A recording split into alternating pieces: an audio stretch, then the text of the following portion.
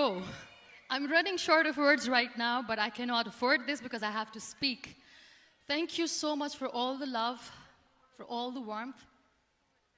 Thank you for accepting me. Thank you very much.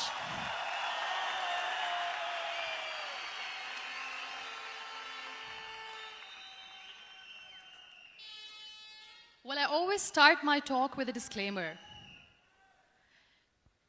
And that disclaimer is that I've never claimed to be a motivational speaker. Yes, I do speak, but I feel more like a storyteller because wherever I go, I share a story with everyone.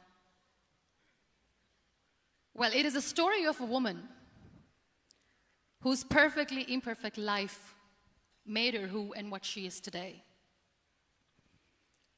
It's the story of a woman who, in pursuit of her dreams and aspirations, made other people realize that if you think that your life is hard and you're giving up on that because you think your life is unfair, think again. Because when you think that way, you are being unfair to your own self. It's the story of a woman who made people realize that sometimes problems are not too big. We are too small because we cannot handle them.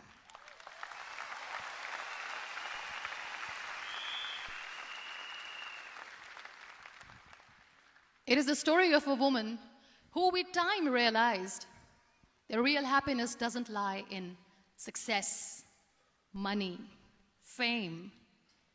It lies within. Real happiness lies in gratitude. So I am here, and I'm going to share the story of that woman. That is my story. The story of gratitude.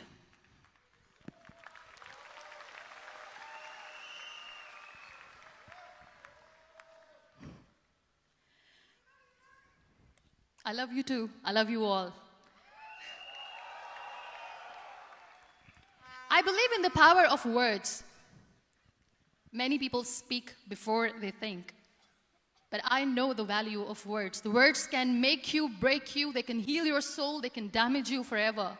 So I always try to use the positive words in my life wherever I go. They call it adversity, I call it opportunity. They call it weakness, I call it strength. They call me disabled, I call myself differently abled. They see my disability. They see my disability, I see my ability. There are some incidents that happen in your life, and those incidents are so strong that they change your DNA. Those incidents or accidents are so strong that they break you physically. They deform your body, but they transform your soul.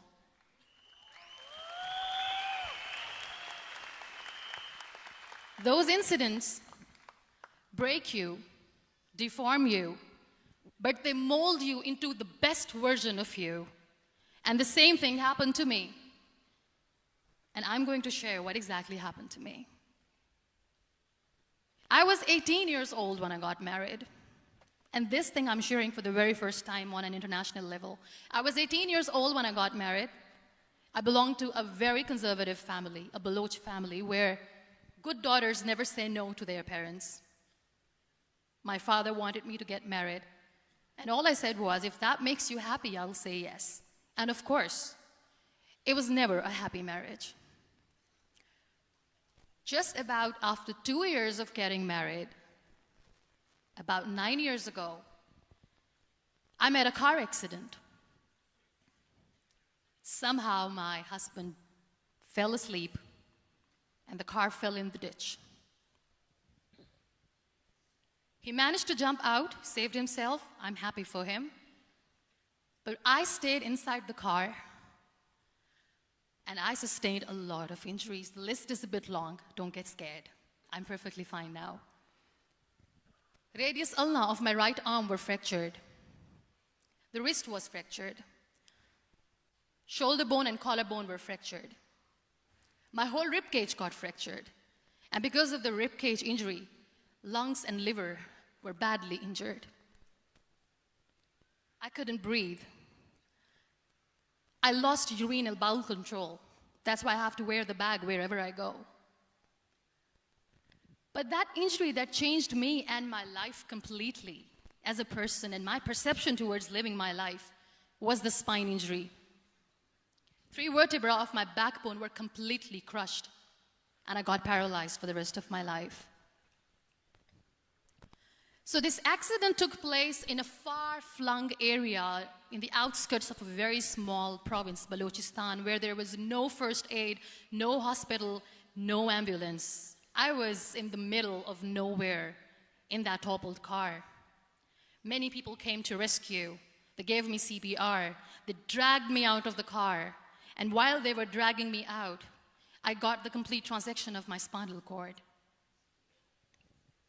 And now there was this debate going on. Should we keep it here? She's going to die. Where should we go? There is no ambulance. There was this 4-wheeler Jeep standing in the corner of the street. They said, put her in the back of the Jeep and take her to the hospital, which is 3 hours away from this place.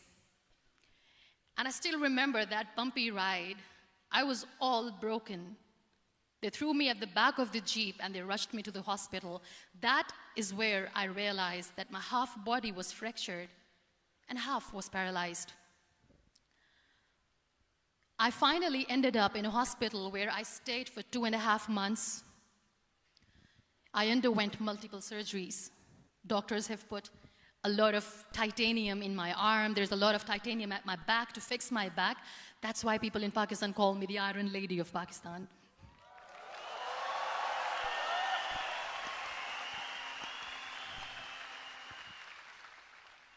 Sometimes I wonder how easy it is for me to describe all this all over again. And somebody has rightly said that when you share your story and it doesn't make you cry, that means you have healed.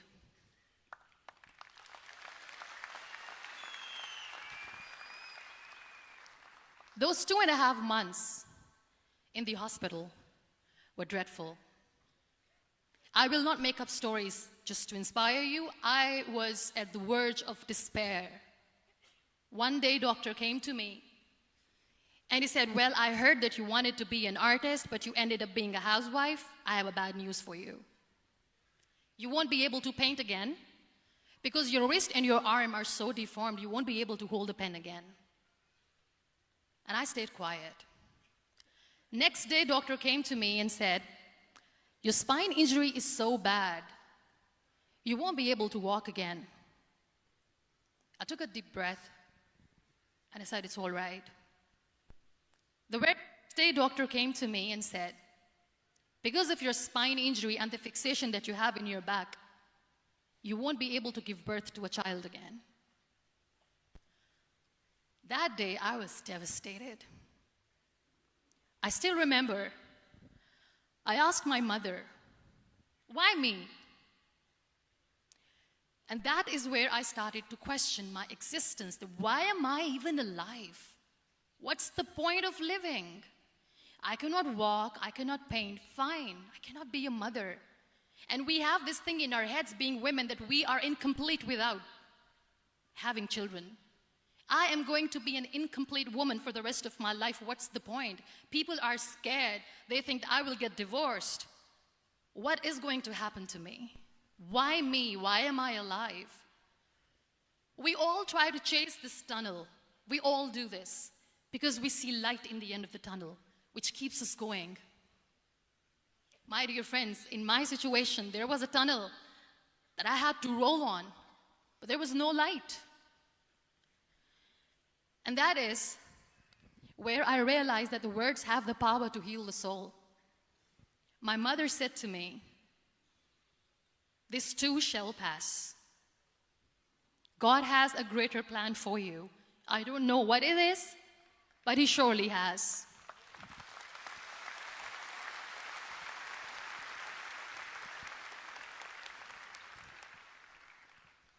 And in all that distress and grief, somehow or the other, those words were so magical that they kept me going. I was trying to put that smile on my face all the time, was hiding. It was so hard to hide the pain, which was there. But all I knew was that if I will give up, my mother and my brothers will give up too. I cannot see them crying with me. So what kept me going was, one day I asked my brothers, I know I have a deformed hand, but I'm tired of looking at these white walls in the hospital and wearing these white scrubs. I'm getting tired of this. I want to add more colors to my life. I want to do something. Bring me some colors. Bring me some small canvas. I want to paint. So the very first painting I made was on my deathbed, where I painted for the very first time. It was not just an art piece or just my passion. It was my therapy. What an amazing therapy it was. Without uttering a single word, I could paint my heart out. I could share my story. People used to come and say, what lovely painting, so much color. Nobody could see the grief in it. Only I could. So that's how I spent 2.5 months in my hospital, crying, never complaining or whining, but painting. And then I was discharged, and I went back home. And I went back home, and I realized that I have developed a lot of pressure ulcers on my back and on my hip bone. I was unable to sit. There were a lot of infections in my body, a lot of allergies. So doctors wanted me to lie down on the bed straight for not 6 months, for not 1 year, for 2 years.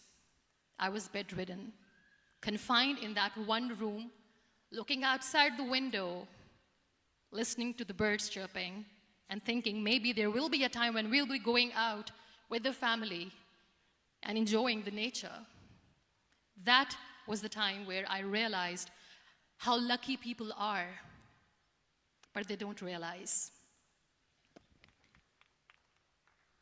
That is the time where I realized that the day I'm going to sit, I'm going to share this pain with everyone to make them realize how blessed they are, and they don't even consider them lucky.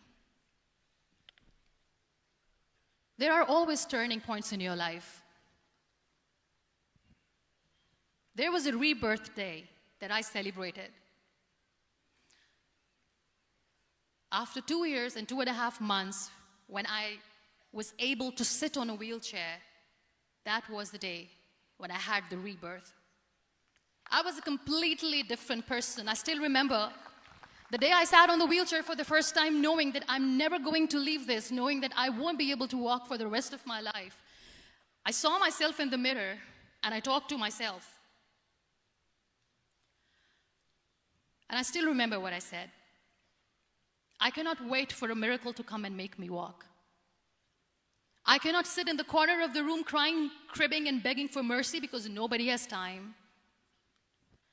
So I have to accept myself the way I am. The sooner, the better. So I applied the lip color for the first time.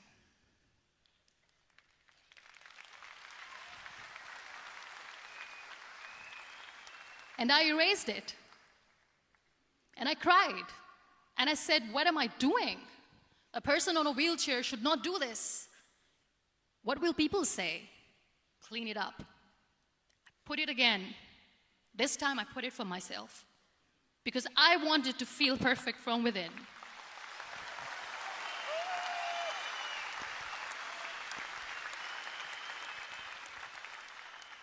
And that day I decided that I'm going to live life for myself. I am not going to be that perfect person for someone. I am just going to take this moment and I will make it perfect for myself. And you know how it all began? That day I decided that I'm going to fight my fears. We all have fears.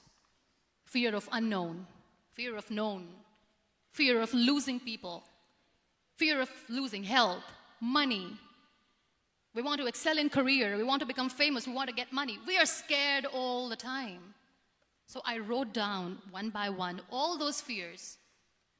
And I decided that I'm going to overcome these fears one at a time. You know what was my biggest fear? Divorce. I couldn't stand this word. I was trying to cling on to this person who didn't want me anymore, but I said no. I have to make it work. But the day I decided that this is nothing but my fear, I liberated myself by setting him free.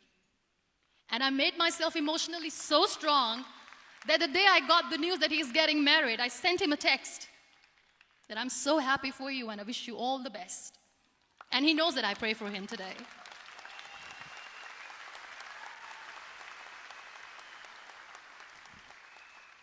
My biggest fear, number 2, was I won't be able to be a mother again. And that was quite devastating for me. But then I realized there are so many children in the world, all they want is acceptance. So there is no point of crying, just go and adopt one. And that's what I did.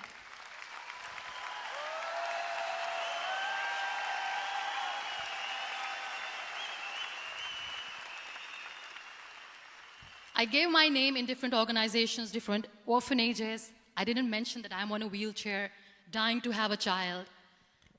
So I just told them that this is Muniba Mazari and she wants to adopt a boy or girl, whatsoever, but I want to adopt a kid. And I waited patiently. 2 years later, I got this call from a very small city in Pakistan. I got a call and they said, "Are you Muniba Mazari? There is a baby boy and would you like to adopt?" And when I say yes, I could literally feel the labor pain. I said, yes, yes, I am going to adopt him. I am coming to take him home.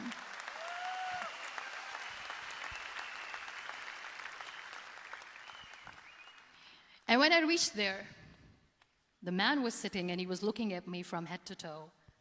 And in back of my head, I kept thinking that, oh my God, he's going to say she's on the wheelchair, she doesn't deserve it. How is she going to take care of him? And I looked at him and I said, do not judge me because I'm on the wheelchair. But you know what he said? He said, I know you will be the best mother of this child. You both are lucky to have each other.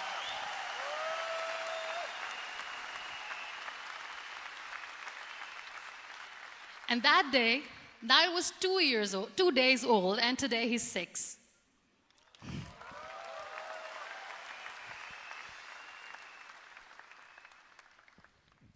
You'll be surprised to know another bigger fear that I had in me. It was facing people. I used to hide myself from people. When I was on bed for 2 years, I used to keep the door closed. I used to pretend that I'm not going to meet anyone, tell them that I'm sleeping. You know why? Because I couldn't stand that sympathy that they had for me. They used to treat me like a patient. When I used to smile, they used to look at me and say that, you're smiling, are you okay? I was tired of this question being asked, are you sick? Well, a lady yesterday at the airport asked me, are you sick? And I said, well, besides the spinal cord injury, I'm fine, I guess.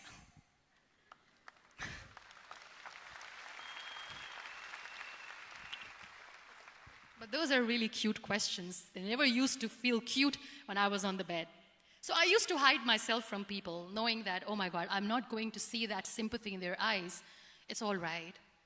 And today I'm here speaking to all these amazing people because I have overcome the fear.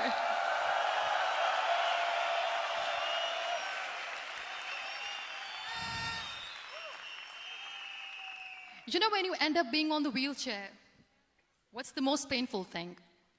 That's another fear that people on the wheelchair or the people who are differently abled have in their hearts, but they never share. I'll share that with you. The lack of acceptance. People think that they will not be accepted by the people because we, in the world of perfect people, are imperfects. So I decided that instead of starting an NGO for disability awareness, which I know will not help anyone, I started to appear more in public. Started to paint. I always wanted to. I have done a lot of exhibitions. I'm Pakistan's first wheelchair-bound artist. I have done a lot of modeling campaigns, different campaigns for brands like Tony and Guy.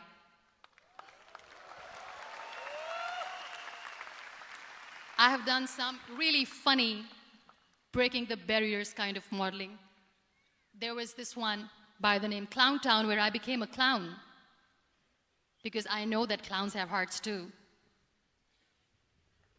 And then I also decided that if I really want to make the difference, I am not going to let people use me for their polio campaigns where they will make you a victim and an emblem of misery and mercy and will say that, you know what, give polio drops to your children or they'll become like this girl. I decided that I'm going to join the national TV of Pakistan as an anchor person. And I've been doing a lot of shows for the last 3 years.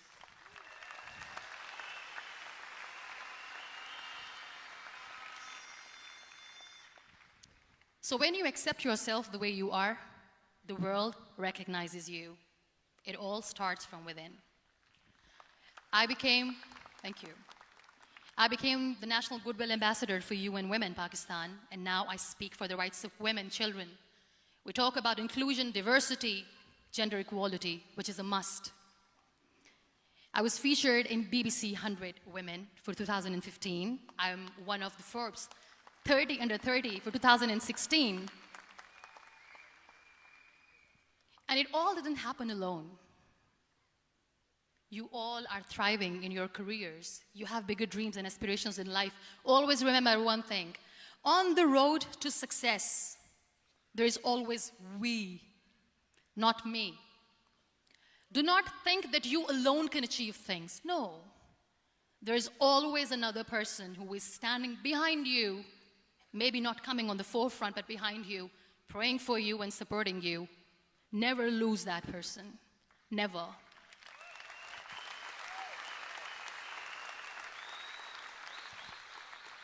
No matter how much I say that I couldn't find a hero, so I became one, I still want to recognize those 3 people in my life who literally changed my life completely, and I get inspiration from them every single day. Waleed Khan. Many people know about the terrorist attacks in Pakistan. We have lost many people. And I'm sharing this with a very heavy heart because we actually have lost a lot of people in this huge turmoil of terrorism. These people are barbarians. They do not see people. They're even worse than animals. They have killed people in mosques. They have killed people in churches, temples, even in schools. There was this terrorist attack in Army Public School, Peshawar, where these terrorists entered in an examination hall and they killed our children. And in that attack, that day, this beautiful boy, Waleed Khan, who was my hero, my real life hero, was the proctor who was taking care of the students, was keeping an eye on the students. Those barbarians shot him 3 times in the face, 5 times on his body, and he fell down. I was asked to give a talk in the school after a week of that terrorist attack. With a very heavy heart, I went there and I spoke. We sang a few national songs. I thought that maybe I've done my part, but deep inside, it was killing me. I could see children injured. I could see children sitting on the wheelchairs, looking at me, wondering, what next? What was our fault? Just because we were here to give examination, we have been shot. So many people, so many children lost their friends. Their classrooms were empty. The next day they went to the classroom. So this kid, Waleed Khan, I was asked that he is in a hospital right now, and you have to go and see him and motivate him and tell him that it's going to be okay. And when I saw Waleed Khan coming on the wheelchair for the first time in front of me, face was all deformed. His leg was fractured, his arm was fractured. He couldn't talk, he lost his teeth. He cannot sneeze, he cannot smell. He cannot eat. And I kept thinking, what should I say? That everything is going to be all right? No, nothing is all right. And while I was juggling with the words, what to say, what not to say, this beautiful child, Waleed Khan, came to me and he said, "Are you Muniba Mazari?" I said, "Yes." He said, "Baji, let's take a selfie."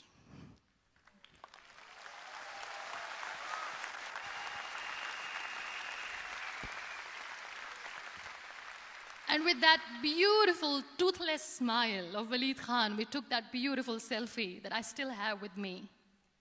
I don't share that here because he was in a very bad shape that time. And that is where I realized that when I was thinking too much about his deformities, he's happy with himself. He doesn't even care.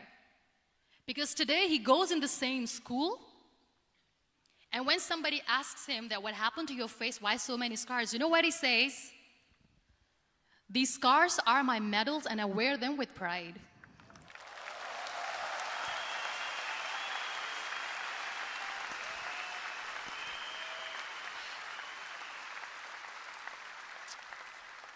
And how beautifully he says the terrorists wanted me not to study. I am going to study. I will become a doctor one day.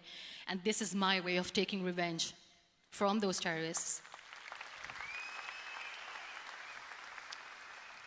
Another real-life hero, of course, my son. His name is Nile, N-I-L-E, River Nile. I learned so much from this kid.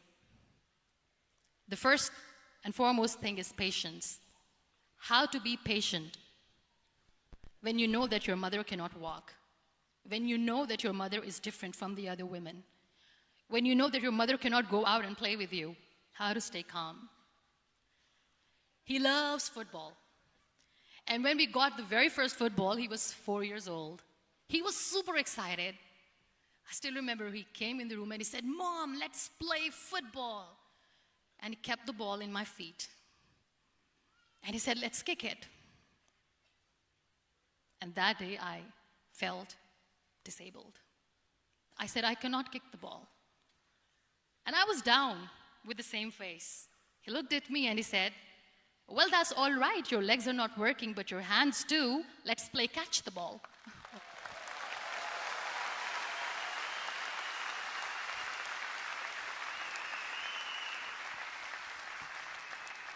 You know what? That day he made me realize that when you think your glass is half empty, come on, your glass is half full. It's all in here and here. Last but not least, the woman who made me realize that heroes have no gender. The woman who believed in me even when I was completely at the verge of despair, where everybody left, she was there. And every time I looked at her, without saying anything, she used to look at me and said, "This too shall pass. God has a bigger plan. And one day you will say that, oh my God, that is why God has chosen me." She never cried in front of me. She has always said that there will be haters, there will be naysayers, there will be disbelievers, and then there will be you proving them wrong.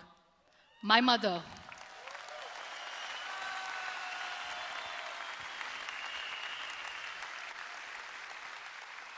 Whatever I am today, I'm nothing without her. I'm nothing without her. Thank you, Mama. I wish you were here. Thank you for making me who I am today.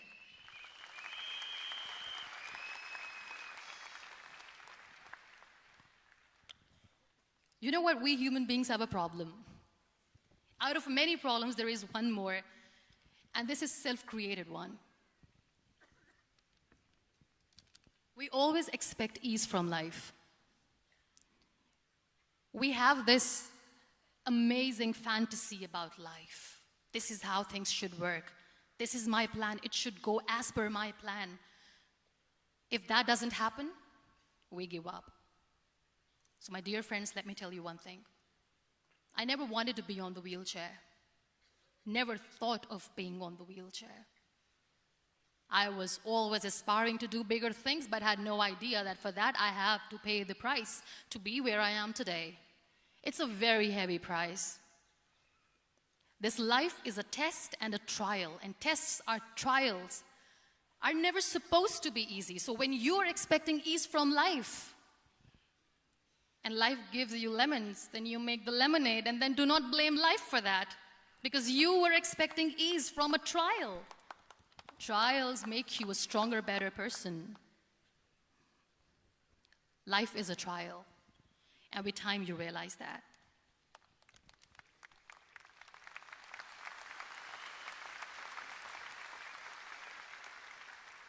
It is okay to be scared. It is okay to cry. Everything is okay, but giving up should not be an option.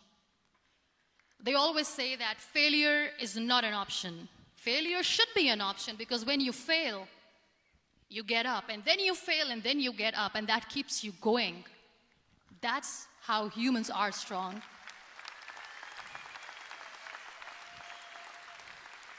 Failure is an option, should be an option, but giving up is not. Never. We have this thing in minds. We call it perfection. We want everything perfect. We want ourselves to be perfect. There is this image in our head about everything. Perfect life, perfect relationships, perfect career, perfect amount of money that we need to earn no matter what. Nothing is perfect in this world. We all are perfectly imperfect, and that is perfectly all right. That's all right. We were sent here not to become the perfect people. Those people who tell you how to look perfect, even those people are imperfect. Trying to fight this fear of looking imperfect. I used to be perfect. I still remember. I got this compliment years ago when I used to walk. Oh my God, look at you. You're fair, you're tall, you're perfect. Look at me now. You're still perfect. Only the perfect eyes can see that. Only the perfect eyes will see that. Only the perfect eyes will see that. So yes, in all those imperfections, you have to listen to your heart. You don't have to look good for people. You don't have to be perfect just because other people want you to be perfect. If your soul is perfect from within, that's all right. This is all what you want. This is all what you need to be. Our society has made very weird kind of norms to look perfect and great. For men, it's different. For women, it's different. We think too much about what people say. We listen to ourselves too little. You know what makes you perfect? When you make someone smile. You know what makes you perfect? When you try to do something good for the people around you. You know what makes you perfect? When you feel someone's pain. And how beautiful pain is that it connects you with people. No other medium can connect you with others but pain. That's why I always say that I'm in pain, and that's a blessing in disguise for me. Today, just because I'm in pain and I'm on the wheelchair, I work for children. Being the head of CSR for a company, we conduct medical camps in far-flung areas of Pakistan where so many kids die because they don't have medical facilities. And I personally believe just because they cannot afford to live doesn't mean we'll let them die. So we give them money, we give them medical treatment, we try to heal their wounds, physical and emotional. And I also work for the beautiful people, we call them third gender, the transgender community of Pakistan. You know what connects me with them? All my imperfections. When I go and I hug them, they never judge me. And this very good friend of mine, her name is Bijli. Bijli means electricity. She calls herself electricity. And I said, are you electricity? She says, no, I'm lightning. I'm as strong as lightning. Because we have very bad power outage, so she doesn't want me to call her electricity. So she says, I am very strong. I'm thunder, I'm lightning. She came to me, and the first time I hugged her, she said, you are just like me. And I said, yes, I am like you. Because to people, we are so imperfect. So how beautiful these imperfections are, that because of these imperfections, you can connect with people. Then why are we all running after being perfect? What's the point?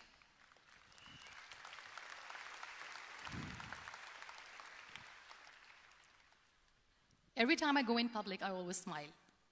There's always a big toothy smile on my face, and people ask me, don't you get tired of smiling all the time? What's the secret? I always say one thing, that I have stopped worrying about the things that I have lost, the people that I have lost. Things and people who were meant to be with me are with me. And sometimes, somebody's absence makes you a better person. Cherish their absence. It's always a blessing in disguise. I always say that people are so lucky they don't even realize. You must be thinking, okay, you're lucky in what sense? Well, the breath that you just took was a blessing. Embrace it.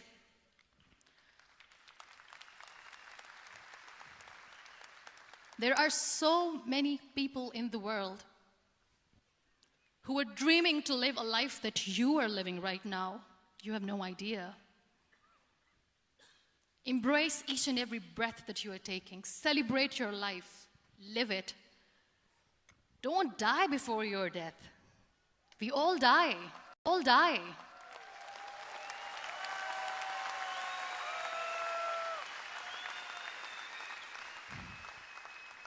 We live this one routine of a day for 75 years and we call it life. No, that's not life. If you're still thinking why you have been sent here, if you're still juggling with the concept of why you are here, you haven't lived yet.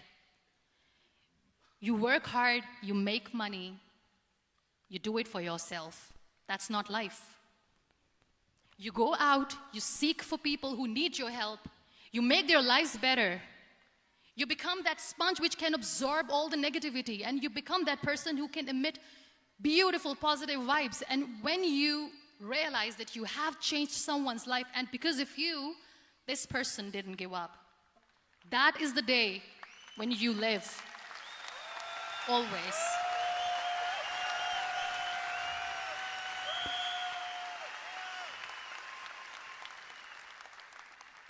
We were talking about gratitude, why I smile all the time. I cry all night when nobody sees me, because I'm a human and I have to keep the balance.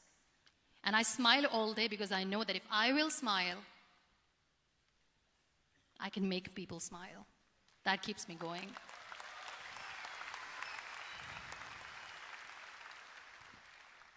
Be grateful for what you have, and you will always, always end up having more. But if you'll cry and if you'll crib for the little things that you don't have or the things that you have lost, you will never ever have enough. Sometimes we are too busy thinking about the things that we don't have that we forget to cherish the blessings that we have.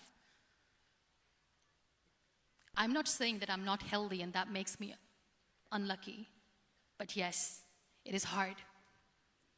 It is hard when I say that I cannot walk. It is hard to say when I wear this bag. It hurts. But I have to keep going, because never giving up is the way to live, always.